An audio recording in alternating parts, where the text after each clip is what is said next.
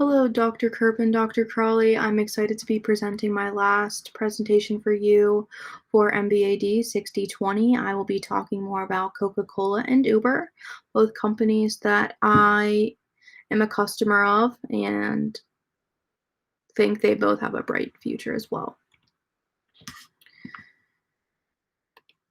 So I would like to start off on the value disciplines for both companies. We talked about this on week 1. The value discipline of Coca-Cola gears more towards the customer intimacy, whereas Uber is product leadership.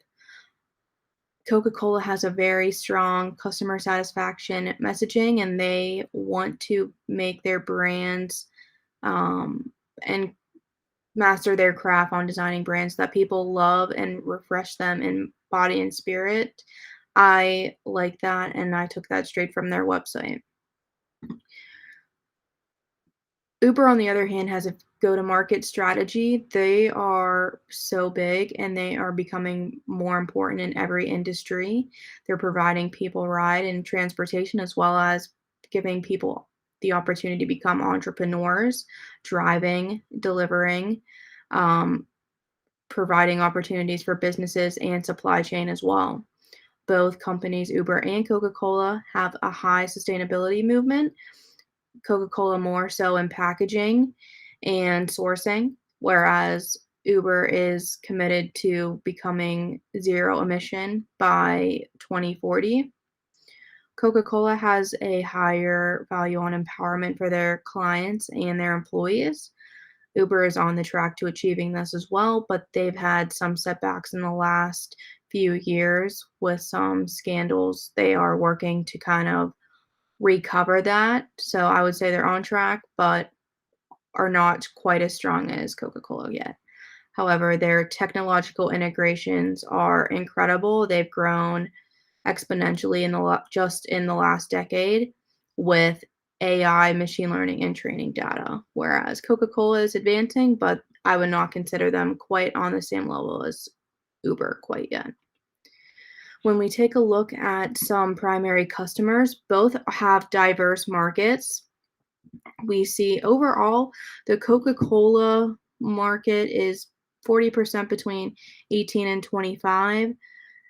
On Uber, it's less than 35. This puts them in the millennial and Gen Z categories.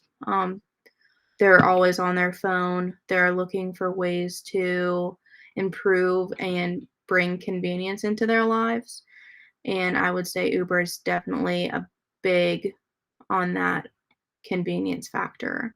We see them on global scales, but Uber is more focused on urban areas. More people live in urban areas statistically, so there's going to be more of a market there and more attention for drivers as well. Whereas Coca-Cola is widely distributed around the world. For socioeconomic classes, pretty similar. There's ranging from lower to higher class. It's pretty much based on discretionary spending. Neither of these products are needed to survive, but it definitely there's a quality of life and a convenience factor associated with both. Casual and regular consumption for Coca-Cola, depending on your lifestyle, you may drink less or more of the product. And Coca-Cola, because of their traditional soft drinks and the continual health movement becoming healthier, there's definitely more lines of products than there used to be in the past. Water, tea, coffee, are all additions to the traditional soft drink line that we know with Fanta, ginger ale, and the Coca-Cola product, of course. So that's a little bit more about their primary customers. When we think about how these customers stay loyal to these companies, we see a consistency for Coca-Cola over the last 129 years and an integration into daily life. We've seen products on movies, TV shows where Coca-Cola is broadcasted, and this is continues to be consistent over the last 100 years.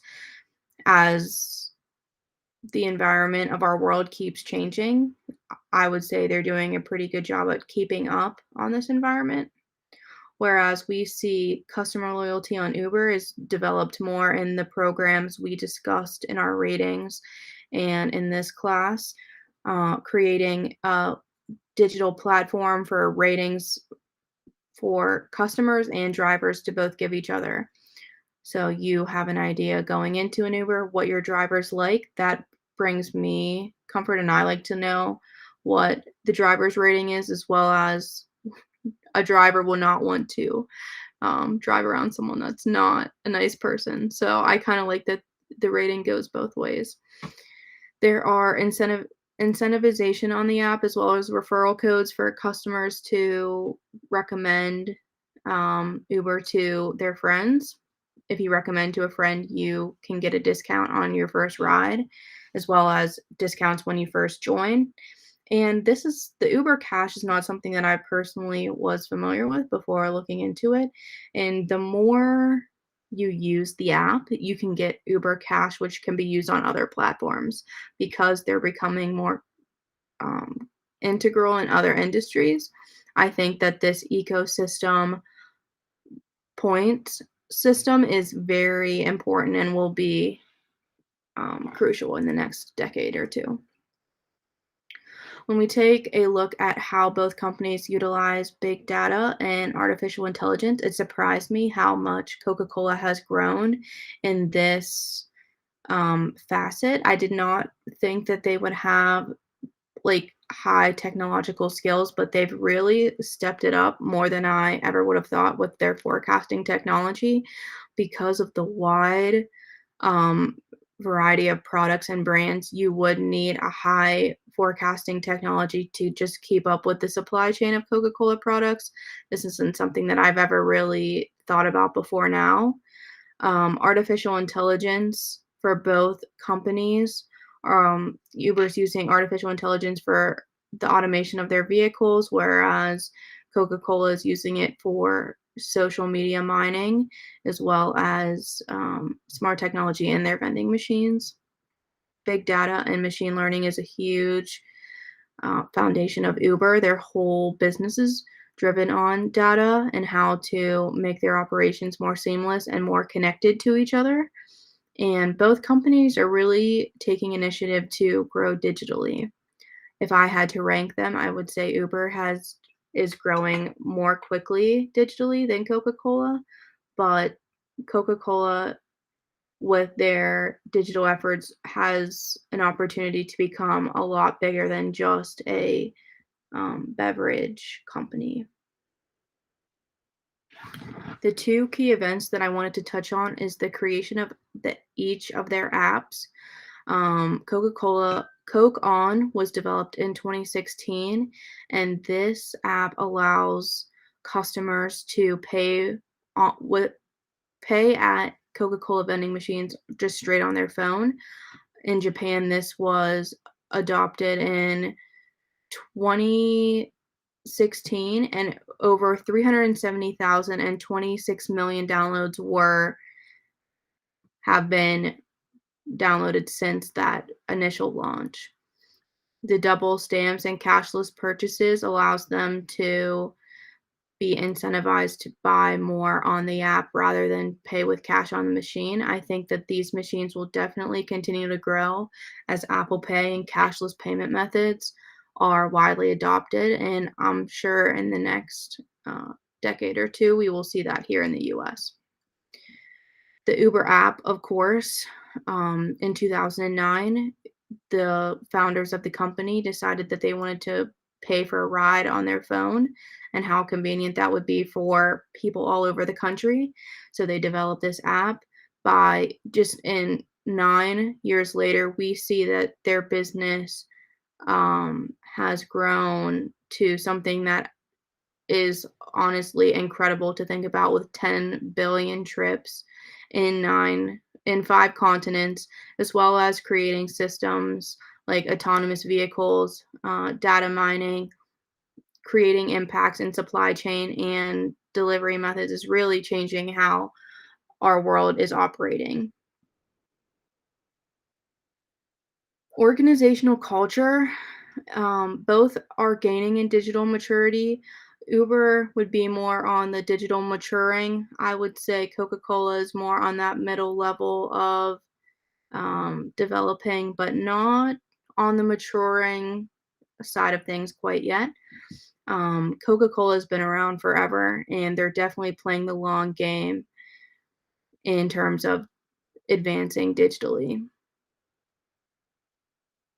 Uber is definitely quickly paced, attracting the digitally savvy employees, implementing the changes that their workforces are operated on, creating teams that are digitally sound.